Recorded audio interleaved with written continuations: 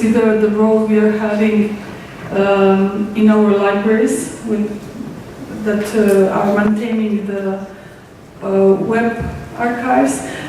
This project is specifically from the Aarhus University. You are cooperating with your university library. Are they also having some important role in this web archive and helping the... can you just explain us how it looks like from the view of a researcher? Yes, maybe it would be best if they answer themselves more than I here today. But anyway, from a scholarly point of view, it is extremely important to have good relations to the web archive, and I think we have that in Denmark. From the very beginning, there was established what is called an editorial group, appointed by the Ministry of Culture, and in that group, scholars have a seat, and which gives close cooperation, or possibilities of close cooperation between the archive and the scholarly communities. And I can strongly encourage one of you web archives to have something similar to that. And that was actually what I meant also when mentioning the same thing in the IIPC level, kind of scale that up to an international level. But yes, and it is important when you want to create analytical tools on top of a web archive that you have good relations to the web archive, because you're actually going to interfere with the web archive and at many levels actually. It could be in the legal issues, it could be organizational. What do we do with corpora, for instance? Should we take them out? Should they be in the archive, etc., etc.? And what will the archive say when I come and I would like to make a network analysis of the whole Danish top-level domain? How will that work? Do they have the computer power? Do they want to make this happen, etc., etc.? So there's a number of issues which are raised.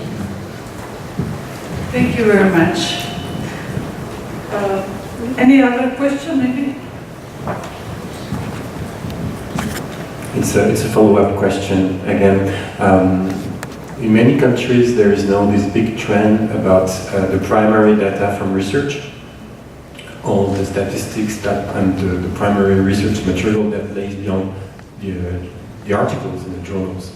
And in France, where I live, there is this discussion about what should be the role of university and research libraries in connection with research communities in being a player in the building of the tools and providing the services to researchers.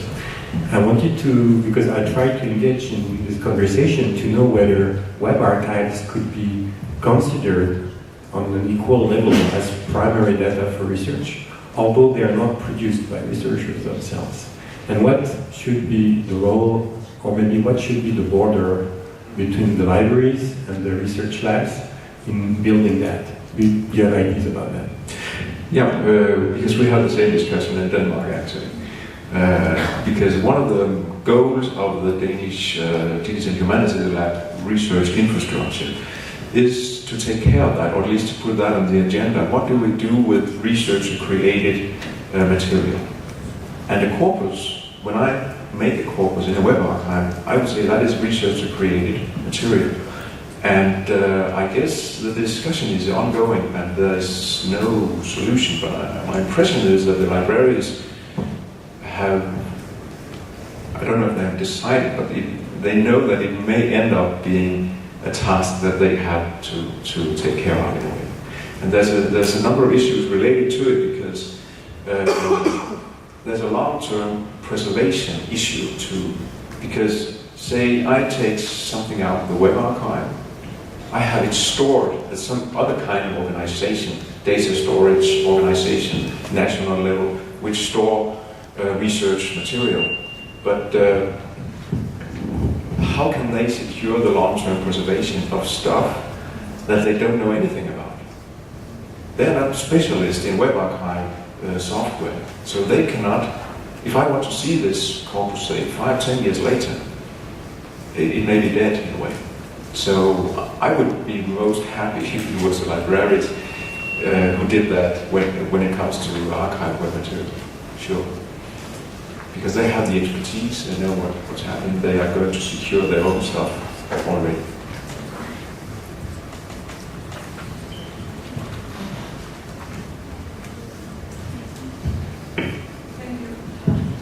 Thank you very much. We can just thanks to Neil with an applause.